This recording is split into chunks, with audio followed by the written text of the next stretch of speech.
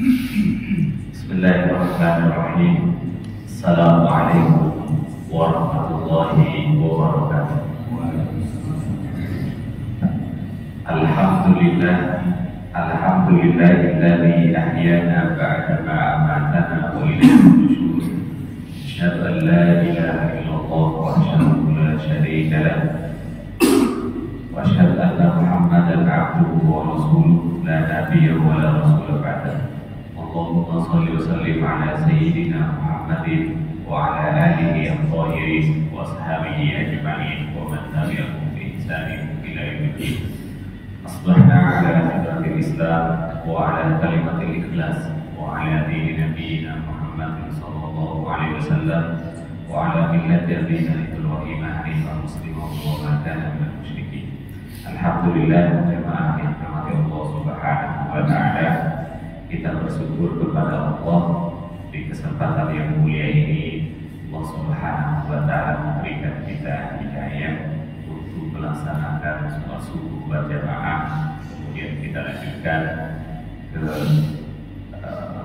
majelis ilmu. Yang kata Rasulullah SAW, man salaka thariqan yaltamisu fihi ilman sahalallahu thariqan ila jannah.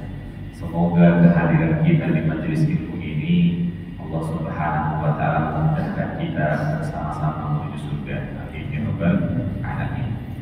Jemaah rahimahumullah, di kesempatan yang mulia ini insyaallah saya ingin menyampaikan sebuah hadis dari Rasulullah SAW yang diriwayatkan oleh Imam At-Tabrani. Kata Rasulullah SAW, arba'un man utiyahunna faqad utiya khairan dunya wal akhirah. Ada 4 perkara yang jika orang telah diberikan 4 itu, faqad utiya khairan dunya wal akhirah, maka dia telah diberikan 2 kebaikan sekaligus, kebaikan dunia dan kebaikan akhirat. Nabi kemudian melanjutkan, yaitu lisanan dzakiran wa qalban syakiran wa badanan 'alal bala'i sabiran wa zawjatan salihatan la tabghi fi nafsiha wa mali.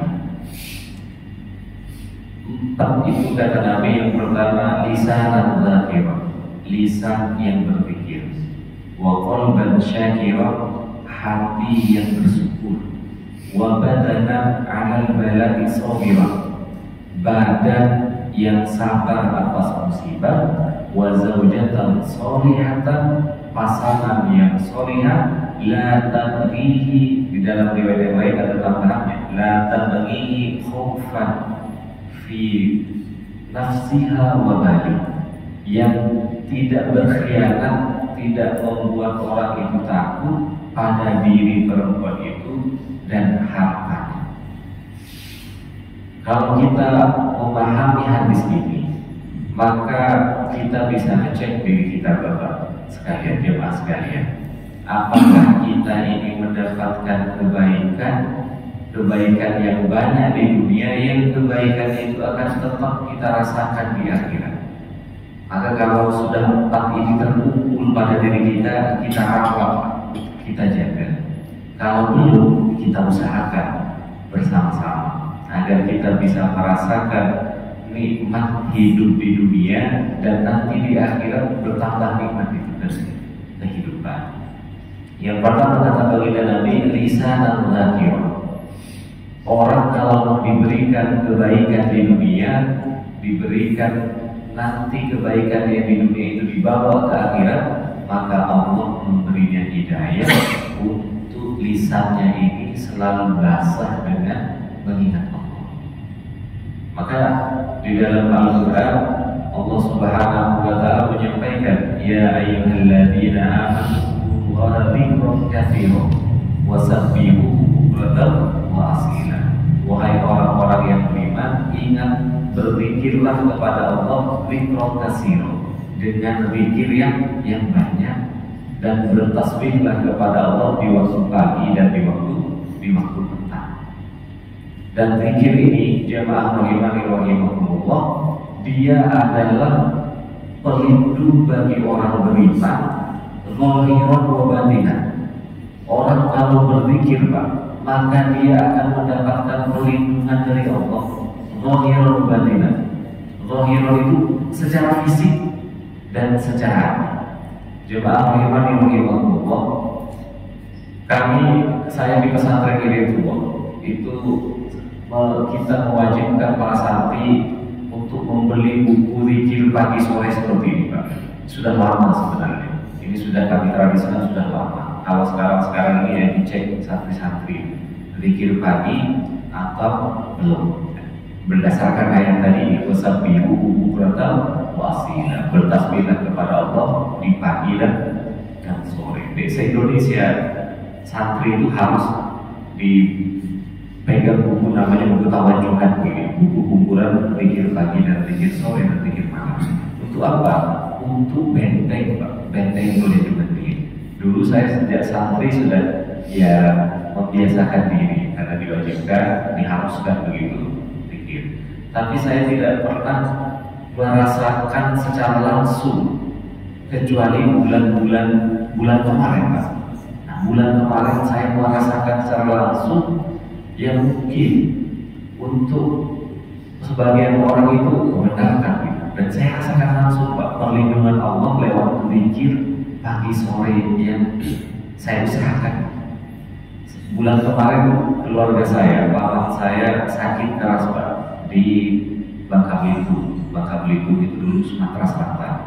Nah, karena saya masih ada kesibukan, ditelepon ini paman sakit gitu ya, sama bibi dan adik-adik, ini paman sakit keras, tidak mau kesini.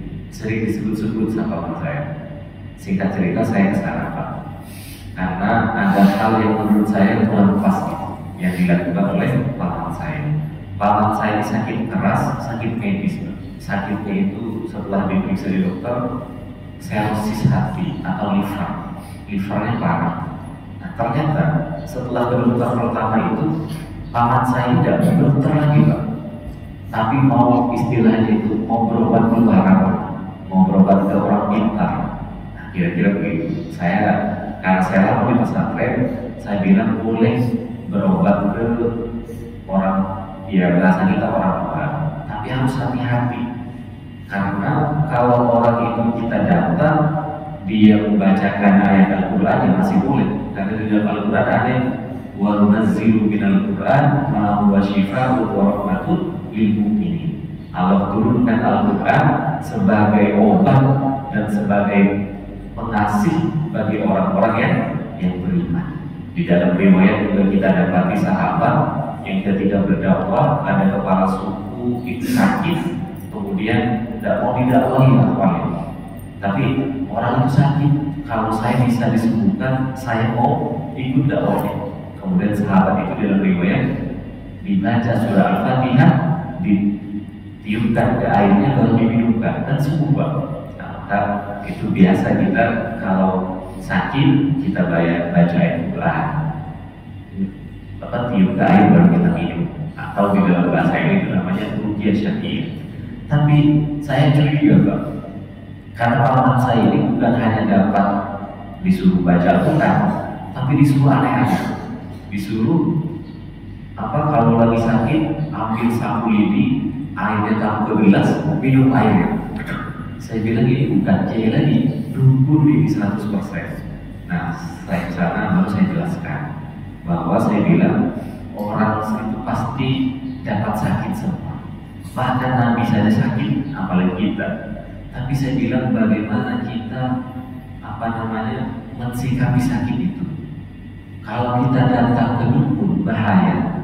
Selain fisik sakit, akidah juga bisa rusak. Karena kata Nabi, orang yang datang ke perdukunan itu 3 pilihannya. Pertama, dia dinyatakan keluar dari Islam. Kalau sudah tahu ada dukun pakai jin dan sebagainya, kita benarkan itu bisa keluar dari Islam. Kata Rasulullah, man ata kahinan aw arrafa fasaddaqahu faqad kafara bima jaa bihi Muhammad. Orang yang datang ke tukang dukun, ke tukang ramal, kemudian dia benarkan besok Apa yang terjadi? Dirampok gitu. Coba lihat kanan saya, bagaimana nasib saya. Kalau datang begitu Pak, kemudian kita benarkan kata Nabi, bisa keluar dari Islam. Karena faktorkan kalau dimaja ini Muhammad. Yang kedua, yang lebih ringan paling tidak, kalau orang itu tidak tahu, hanya iseng-iseng, falatu bal sholatu arba'ina lailah. Paling tidak kalau orang datang berdukun minta bantu ke tukang ramal gitu, bisa tidak diterima sholatnya 40 tahun, 40 hari. Kalau sholat saya bilang, karena di komunitas kami itu ya namanya juga orang berkebun, sholat sih sholat, tapi terkadang ada yang bolong-bolong. Nah ini sudah sholatnya dan dijaga, punya hutang sholat gimana nanti? Yang kemudian yang ketiga paling ringan itu dosa besar. Orang yang datang ke perdukunan maka dia sudah melakukan akbar bin kabair. Salah satu dosa paling besar. Nah singkat cerita, ternyata paman saya ini bukan hanya paman saya ini Pak. Di komunitas kami sama si dukun ini banyak terpengaruh. Nah, saya kumpul ada pertemuan malam Jumat, biasa kalau di komunitas Jawa Madura itu ada yasinan.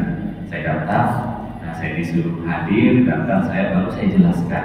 Saya kumpulkan, alhamdulillah semuanya sadar. Tapi sadarnya itu ada salah satu korban dari dukun ini Pak yang datang saya. Iya Ustaz, kayaknya ini dukunnya bukan dukun yang betul-betul sakti katanya. Kenapa? Saya dapat batu kalau ditaruh ke gelas bercahaya. Kalau saya minum airnya langsung sembuh saya sakit perut saya. Nah, tiba-tiba saya ambil batu itu suatu ketika sebelum Ustaz datang ini. Nah, Allah memang betul-betul tolong saya itu Pak. Jatuh batunya di dalam itu isi kabel. Baru dia ini Ustaz ada buktinya. Saya bilang coba bawa lagi pengajian Pak, lagi yasinan itu. Juga saya tunjukkan nih, saya bilang buktinya. Ini bukan dukun-dukun yang punya jin memang. Kalian dibohongi semua. Akhirnya Pak banyak yang keluarkan ini. Iya Ustaz, saya punya minyak ini. Ini ada uangnya nggak saya bilang? Nggak Ustaz, nggak bayar. Kita cuma bayar maharnya. Ya, bayar mahal Pak. Satu minyak segini ada yang 3 juta. Padahal ini petani Pak, petani karet yang untuk mengumpulkan uang 5 juta itu susahnya ditampung. Nah dikerjain itu. Nah rata-rata saya bilang kumpulkan itu tempat persembahan jin semua. Baru saya suruh. Nah singkat cerita, paman saya ini belum mau gitu. Belum mau sampai nanti di akhir-akhir baru sadar. Ya menjelang beliau wafat beberapa hari baru sadar dan mau ke dokter lagi, tapi sudah tepat kata dokter. Nah saya mau cerita Bapak, di malam itu ada beberapa yang memperingatkan saya, Ustaz ini sudah memutus usahanya orang. Kalau dia memang dukun sakti, pasti sihirnya itu dikirim ke Ustaz. Karena dia banyak ini yang sudah saya tak mau lagi. Bahkan ada yang bilang saya mau ke sana, saya bakar rumahnya. Saya bilang jangan. Nanti saya tidak bisa balik ke pesantren ini, pasti ngurus diri saja. Saya tidak tahu ilmu sihir begitu. Yang pasti sihir itu ada, ilmu hitam itu ada. Karena di Al-Quran juga sudah dijelaskan. Bahkan di dalam riwayat. Jadi kalau orang kena sihir itu belum tentu orang itu jelek. Karena asbabun nuzul al-awwilatain qul a'udzu birabbil falaq dan qul a'udzu birabbin nas. Di dalam riwayat diturunkan karena baginda Nabi ada yang kirim sihir. Baru Allah diturunkan ayat itu, Nabi baca terlepas sihir. Nah, coba jadi Nabi aja dikirim sihir, apalagi kayak kita ini. Nah, saya diperingatkan sama orang-orang, Ustaz hati-hati. Kalau dia memang sakti, pasti sihirnya dikirim ke Ustaz. Kalau Ustaz sudah putuskan usaha orang ini, saya awalnya biasa saja Pak, karena saya sama istri yang bilang istri pulang aja kita nih, bahaya itu bisa selesai di sini kita. Nah akhirnya Pak saya ingat kalau saya sering pikir. Nah jadi dulu saya formalitas aja ya, tapi kan ada kasus begitu. Yang di sini ada misalnya la ilaha illallah wahdahu la syarika lahu lahul mulku wa lahul hamdu wa huwa ala kulli syai'in qadir, kan dibaca 100 kali sesuai hadis riwayat Muslim. Siapa yang membaca hadis ini apa tasbih ini kata Nabi 100 kali, maka dia tidak akan disentuh oleh kejahatan setan dibaca pagi sampai sore, dibaca sore sampai malam. Karena habisnya sore, nah ada orang menselisihkan ini, saya betul-betul baca itu. Saya baca sebelum tidur itu 30, kemudian baca ayat kursi, kemudian baca Al-Qur'an, kemudian baca saja. Tidak berani tidur sebelum baca wirid pagi sore itu. Karena begitu, alhamdulillah, hampir sebulan saya di sana, Allah berkehendak tidak ada yang aneh pada diri saya. Tidak sakit, ya alhamdulillah, saya tidak kena sihir.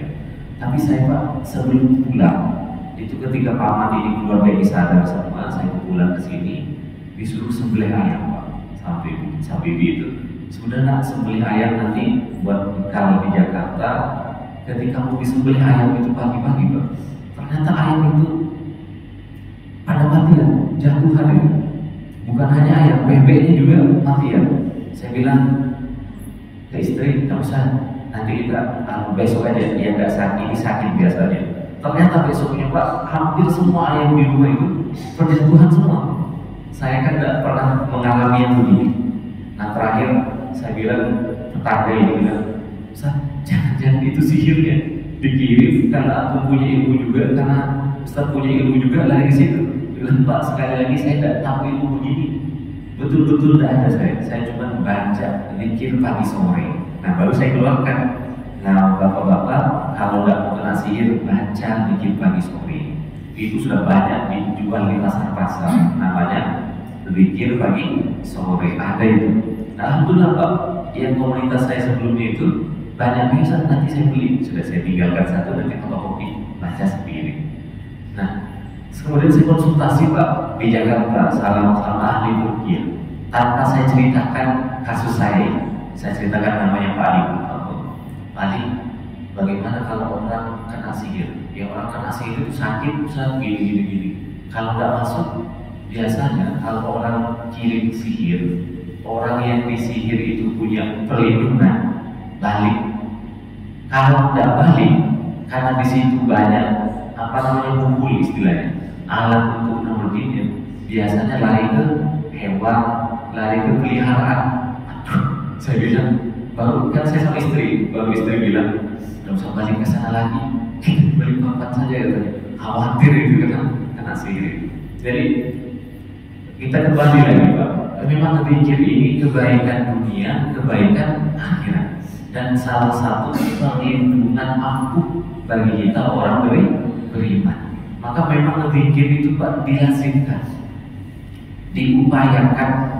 Nah, tadi kan perlindungan secara fisik yang saya hubungkan ya, walaupun saya tidak tahu pasti, ya ini karena saya berusaha menjaga zikir itu. Mau dilawan pakai apa lagi Pak? Dukun itu memang ada, sihir itu memang ada, hakul itu Pak. Dan kita tidak tahu ilmu itu. Yang bisa kita lakukan adalah membentengi diri dengan menyebut nama Allah. Terutama bapak-bapak yang punya usaha. Kan kita tidak tahu ya, orang apa maunya, kita mungkin usahanya lancar, ada saingan, bisa jadi kita diberikan itu. Nah, agar kita terlindungi, terjamin, baca zikir minimal tadi, la ilaha illallah wahdahu la syarika lah, lahul mulku wa lahul hamdu wa ala kulli syai'in qadir. Kata baginda Nabi dalam riwayat Muslim, kalau ada orang baca ini 100 kali, maka dia tidak akan diganggu sihir, diganggu setan. Kalau dibaca pagi, dijaga sampai sore, dibaca sore, dijaga sampai pagi. Kemudian Nabi melanjutkan hadis itu, dan orang ini akan mendatangi surga dengan kebaikan yang paling banyak, kecuali kata Nabi, illa man qara'a aktsar, kecuali yang lebih banyak kebaikannya orang yang membaca lebih dari 100 kali. Makanya biasanya Pak, la ilaha illallah wahdahu la syarika lah, lahul mulku wa lahul hamdu wa ala kulli syai'in qadir, itu dibaca terus. Bahkan orang bawa beli tasbih digital minimal 100, lebih banyak lebih baik. Itu sebagai perlindungan diri, itu fisik. Kemudian zikir itu terlindungan untuk batin Pak. Orang kalau hatinya kasar, orang kalau pelit, orang kalau suka mengganggu orang, hatinya tidak tenang kalau tidak ganggu orang, itu bisa disembuhkan dengan zikir.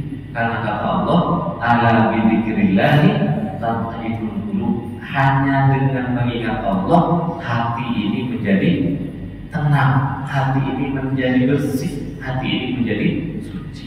Jadi kalau ada orang suka perasaan itu tidak enak, suka iri, suka dengki, obatnya satu Pak, zikir.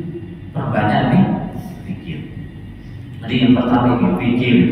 Zikir ini perlindungan zahir dan batin yang kita terima di dunia kebaikannya, di akhirat tambah banyak. Yang kedua adalah wa qalban syakira, hati yang bersyukur. Bersyukur itu Pak, saya karena santri dari Jawa, biasanya santri-santri di Jawa itu Pak, selain zikir-zikir yang sudah masuk itu diajak punya wiridan khusus namanya. Nah kami dulu pesantren sering didoktrin dengan hadis yang likulli syai'in urus wa urusul Quran ar-Rahman wal Waqi'ah. Setiap sesuatu itu punya pengantin, punya hiasan. Hiasannya Al-Quran adalah surat Ar-Rahman, surat Al-Waqi'ah. Dan saya sering disampaikan dulu sebagaimana di dalam surah Imam Al-Baihaqi menyampaikan, ada hadis yang mengatakan orang yang membaca Al-Waqi'ah dan Ar-Rahman, maka orang itu tidak dikenai rasa takut kehilangan dunia dan lain sebagainya. Saya pribadi dari sejak SMA mungkin selalu saya sempatkan itu. Kalau setelah tidak pagi, sore atau malam, sehari itu pasti baca surah Ar-Rahman. Nah, karena keinginan saya mau kaya, biar kaya baca surah Ar-Rahman dan Al-Waqi'ah. Kan begitu dulu kita di Jawa itu. Ternyata Pak, setelah saya hitung-hitungkan, hubung-hubungkan, memang kalau orang membaca Ar-Rahman, kemudian dia tidak punya uang, dia mengeluh, betul-betul tidak diresapi bacaan itu Pak. Karena di surah Al-Rahman itu fabi ayyi ala'i rabbikuma tukadziban. Mana nikmat Tuhanmu yang kau dustakan? Artinya kalau kita tidak punya uang sehari, berapa hari kita punya uang? Kok mengeluh tidak punya uang sehari? Nah itu kalau kita resapi ya. Kalau kita sakit sekali mengeluh, ya Allah, aduh habis, tidak bisa kerja ini. Sakit sehari, sehatnya 29 hari dalam sebulan. Yang kita keluhkan adalah sakitnya. Yang kita keluhkan tidak punya uangnya. Padahal tidak punya uangnya sehari, 29 harinya banyak uang. Begitu juga kalau kita resapi Al-Waqi'ah, kenapa saja hari kiamat mau numpuk seberapa banyak harta ini, hidup kita itu 60 tahun normalnya, mau numpuk harta bertriliun-triliun, ya tidak kita juga yang nikmati untuk anak cucu. Keyakinan kita setiap orang itu pasti ada rezekinya. Rezeki anak kita ya rezeki anak kita. Maka saya resapi betul di dalam kitab Soalul Iman. Kalau orang meresapi Al-Waqi'ah dan Ar-Rahman ini, harusnya dia tidak terlalu takut akan urusan dunia. Dia tidak terlalu galau kalau lagi kekurangan uang. Kenapa? Fabi'ayyi ala'i rabbikuma tukadziban. Lebih banyak nikmat Allah yang kita rasakan daripada cobaan. Nah, maka Pak, yang penting itu adalah qalban syakirun, hati yang bersyukur. Kalau kita mau syukuri Pak, nikmat Allah ini tidak bisa kita hitung. Nikmat sebelum kita lahir sampai saat ini, dari ujung rambut sampai ujung kaki, lebih banyak kenikmatan yang kita rasakan daripada musibahnya. Tetapi kita lanjut ke yang ketiga, yang akan mendapatkan kebaikan itu adalah wabadanan alal balai sabir.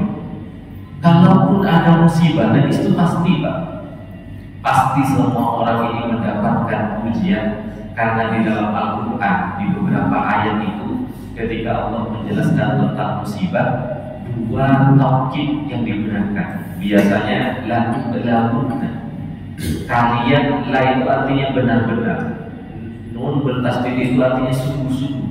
Sungguh-sungguh semua kalian ini akan diberikan ujian. Fi amwalikum wa anfusikum, akan diuji harta, akan diuji kesehatan. Semua orang ada ujiannya. Intinya semua orang ada ujiannya. Yang berbeda itu bagaimana mensikapinya. Apakah dia tetap sabar dengan ujian itu atau sebaliknya? Kalau dia bersabar, maka Allah Subhanahu wa Ta'ala akan berikan, akan ganti dengan yang lebih baik. Wa in tasbiru wa tattaqu wa dzalika min azmil umur, kata Allah.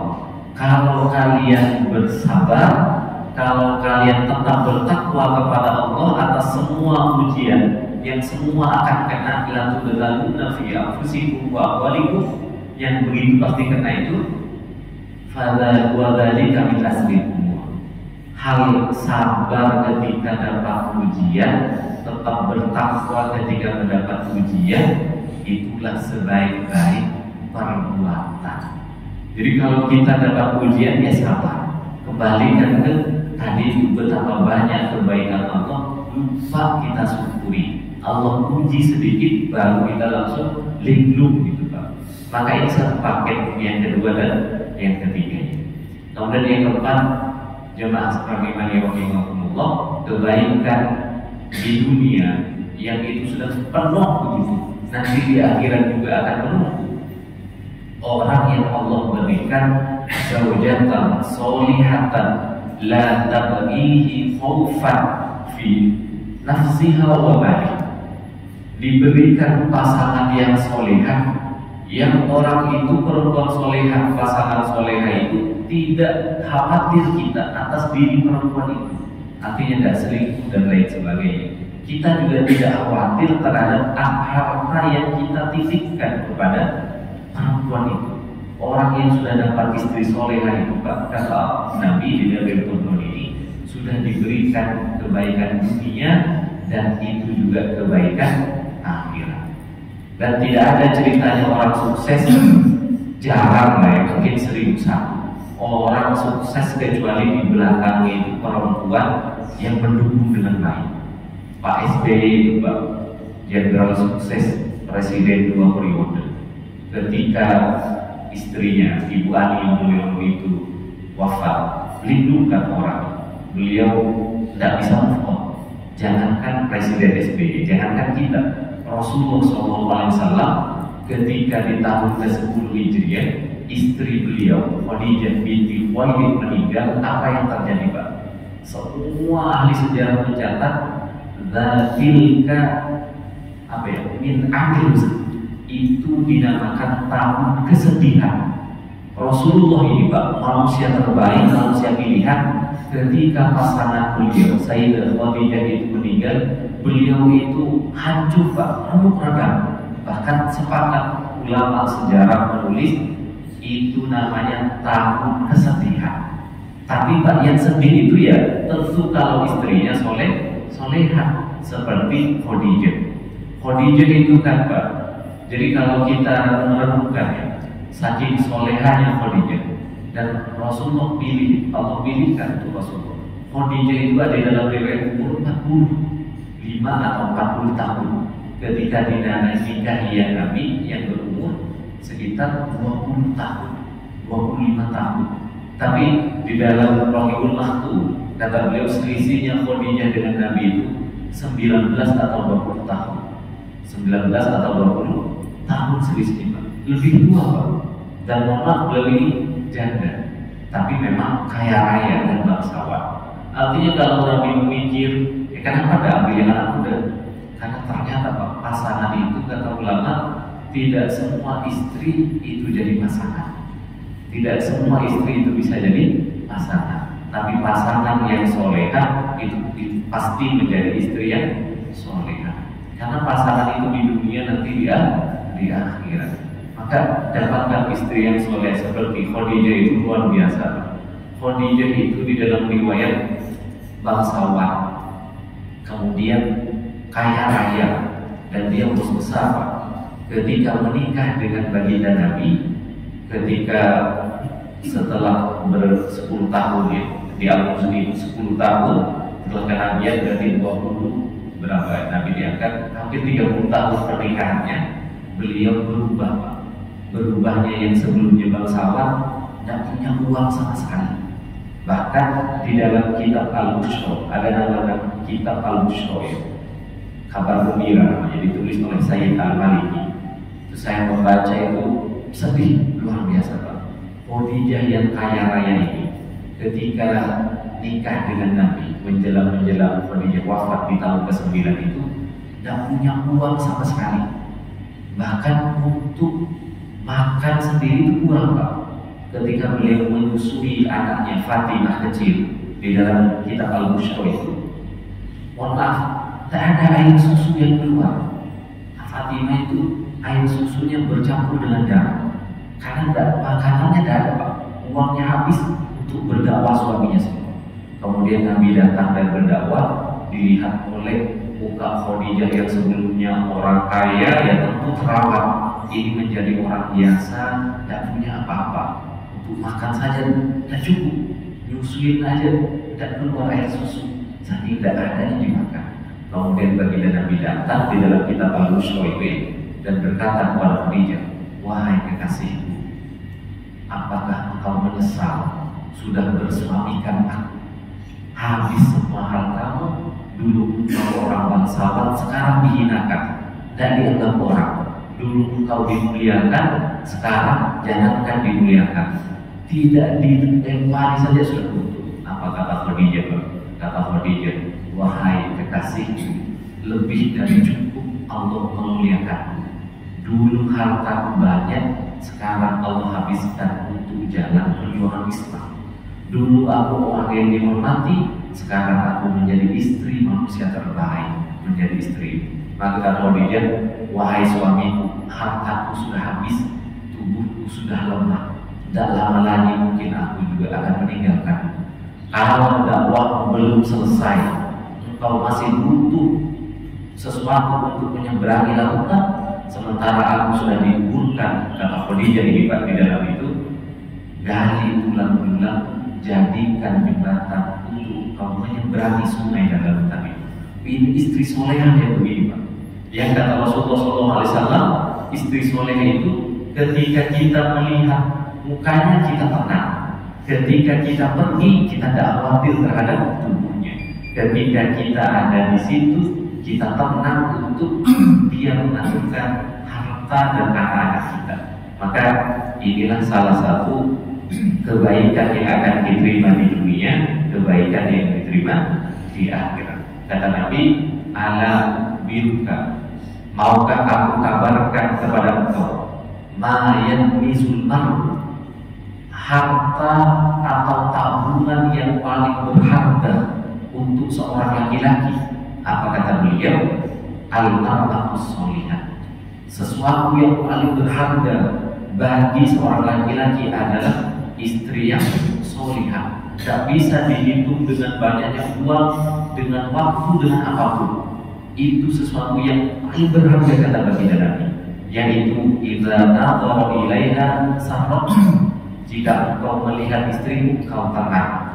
Wa idza amara ata'at, ketika engkau menyuruh meminta tolong kepada istrimu dia taat. Wa idza ghaba anha hafizat, ketika istrimu tidak di depanmu kau tenang. Wah itu Pak, istri yang solehah. Itu adalah kebaikan dunia, kebaikan akhirat. Dan kita harus ingat Pak, tidak ada istri yang solehah kecuali Allah Subhanahu wa Ta'ala pilih dia. Dan umumnya, kecuali beberapa hal, umumnya istri yang solehah itu dipasangkan dengan suami yang soleh. Karena di dalam Al-Quran di umumnya ada beberapa seperti istrinya Fir'aun, karena hal-hal lain. Di dalam Al-Quran apa itu? At-Thayyibatu lit-Thayyibin, perempuan-perempuan yang baik Allah peruntukkan untuk laki-laki yang baik. Wat-Thayyibuna lit-Thayyibat, laki-laki yang baik Allah siapkan untuk perempuan yang baik. Maka kalau kita ingin mendapatkan istri yang solehah, untuk anak-anak yang soleh-solehah, mulai dari diri sendiri. Usahakan menjadi pribadi yang soleh, insya Allah istri kita juga akan ikut. Insya Allah istri kita mudah diajar. Nah kalau sudah suami istrinya soleh, biasa sholat, mudah Pak memberitahu anak. Kalau anaknya, maaf anak kita banyak yang dititip di sekolah Islam, sholatnya dan baik diperhatikan. Balik ke rumah, di sekolah disampaikan, waktunya sholat harus segera sholat. Di rumah, waktunya sholat bapaknya main catur, ibunya sibuk pasar. Pasti anak kita itu akan mengatakan, kalau bukan di sekolah, di rumah yang bohongin. Salah satunya pasti bohong. Maka anak kita menjadi istilah di psikologi itu split personality. Orang yang galak gitu Pak. Ini baik kan atau tidak? Ini katanya baik, teorinya ini baik, tapi tidak ada orang melakukan, tidak ada orang mencontohkan. Nah, semoga Allah Subhanahu Wa Taala memilih kita, menjadikan kita untuk menjadi pribadi yang tadi. Yang pertama adalah orang yang apa tadi yang pertama itu Pak?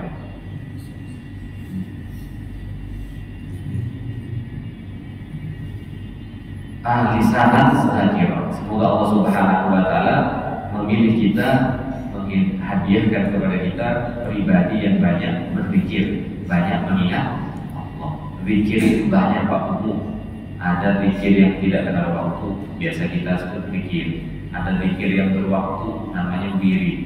Wirid pagi, wirid sore, wirid pada sholat dan sebagainya. Bahkan di dalam Ihya Ulumuddin, zikir itu Pak bukan hanya menyebut Allah, menyebut hukum-hukum Allah, menyebut larangan-larangan, belajar itu namanya zikir. Zikir semua itu. Yang penting mengantarkan kita mengingat Allah, sadar apa? Ala dzikrillahi tatma'innul qulub. Yang kedua, hati, semoga Allah menjadikan hati kita banyak bersyukur. Yang ketiga, semoga Allah Subhanahu Wa Taala mensehatkan kita. Kalaupun kita ada musibah, sakit badan kita, maka kita bersabar. Yang keempat, semoga kita dijadikan sebagai suami yang soleh, yang Allah Subhanahu Wa Taala menganugerahkan, dan kita juga memiliki istri yang soleh. Amin ya rabbal alamin. Ada yang ingin ditambahkan kita sudah masuk Islamnya. Kalau tidak ada, kita tutup dengan berdoa.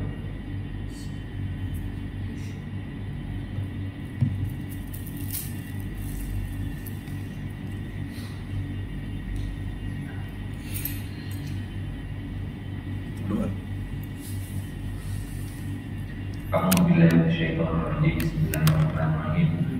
Alhamdulillahirabbil alamin. Hamdan tayyiban hamdan syakirin. Hamdan mafi'an ma'rufatan mazidah. Ya Rabbana lakal hamdu kama yanbaghi li jalali wajhikal karim wa azimi sultanik. Allahumma shalli wa sallim ala nabiyyina Muhammadin salatan taj'aluna biha min ahdil ilmi dhahiratan wa batinah wa tahsuruna biha min ibadika as-salihin ya Rabbana wa ala alihi wa sahbihi ajma'in. Allahumma rzuqna ilman nafi'an wa amalan mutaqabbalan. Allahumma anfa'na bima 'allamtana warzuqna hudan. Allahumma la tada' lana fi maqamina hadza dhanban illa ghafarta wa la daynan illa qadaita wa la maridan illa shafaita wa la hajatan min hawaiji dunya wal akhirah illa qadaitaha wa yassartaha ya rabbal alamin. Allahumma ij'alna mimman yaqra'ul Qur'ana wa yarda ولا تجعلنا ممن يقرأ القرآن فيشقى. اللهم اجعل القرآن حجة لنا لا حجة علينا يا رب العالمين. ربنا آتنا في الدنيا حسنة وفي الآخرة حسنة وقنا عذاب النار. وصلى الله على سيدنا محمد والحمد لله رب العالمين. Lebih yang dimaafkan adalah Allah wa iyyakum ajma'in. Allahu yuwaffiquna ila thariqil haq. Assalamualaikum warahmatullahi wabarakatuh. Waalaikumsalam.